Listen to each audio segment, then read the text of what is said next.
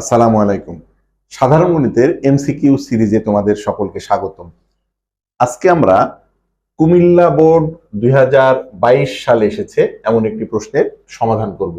দেখো প্রশ্নটায় কি বলছে যে 1 থেকে 22 পর্যন্ত মানে 1 থেকে 22 পর্যন্ত স্বাভাবিক সংখ্যার মধ্যে 3 দ্বারা বিভাজ্য সংখ্যাগুলির মধ্যক কোনটি?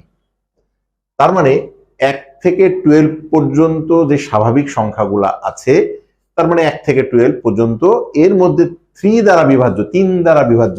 এখন তুমি ছোটবেলায় চলে যাও, 3 দ্বারা বিভাজ্য, তুমি 3 এর নামটা পড়ো, তাহলে 3 একে 3, 3 দুগুণে 6, 3 ত্রিকে 9, 3 চারা 12, 3 পাঁচা 15, 3 6 18, 3 সাতটা 21, 3 আটে 24, 24 মানে তোমার 22-এর চেয়ে বড় হয়ে গেল।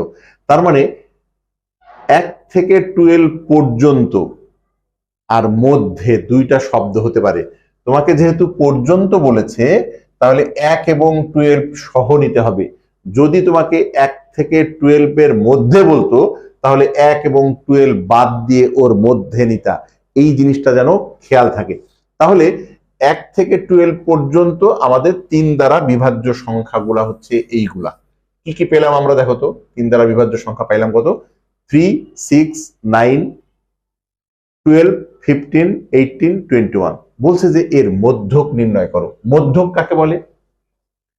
কোন উপাত্তের যেই সংখ্যাটি মধ্যক মানে উপাত্তগুলোকে সমান 2 ভাগে ভাগ করে, সেই সংখ্যাটি হচ্ছে ওই উপাত্তের মধ্যক। তাহলে এইখানে দেখো তো, এই উপাত্তগুলোকে সমান যদি তুমি 2 ভাগে ভাগ করো, তাহলে দেখো তো কত হয়। এইখান থেকে তুমি এই দিক থেকে 3টা বাদ দাও, এই দিক থেকে তুমি 3টা বাদ দাও, তাহলে 3টা বাদ দিলে আমাদের মাঝের সংখ্যাটি কত আসছে? দেখো তো 12 না? মাঝের সংখ্যাটি 12 আসছে। তার মানে এটাই তো আমাদের মধ্যক। তাহলে এই প্রশ্নের মধ্যক হবে হচ্ছে আমাদের 12। যদি এইখানে জোড় সংখ্যক সংখ্যা আসতো, যেমন এখানে বিজোড় সংখ্যক সংখ্যা আসছে 1 2 3 4 5 6 7, সেই ক্ষেত্রে আমরা 2 ভাগে ভাগ করে দিলে মাঝখানের সংখ্যা একটা পাবো, সেটাই মধ্যক। আর যদি এটা জোড় সংখ্যক হইতো, তাহলে এখানে আরো একটা সংখ্যা আছে, তখন মধ্যক হতো 2টা সংখ্যা। ওই 2টা সংখ্যার মধ্যক বের করতাম কিভাবে? ওই 2টা সংখ্যা যোগ করে আমরা 2 দিয়ে ভাগ করলে যে মানটা পাইতাম সেটা মধ্যক হচ্ছে।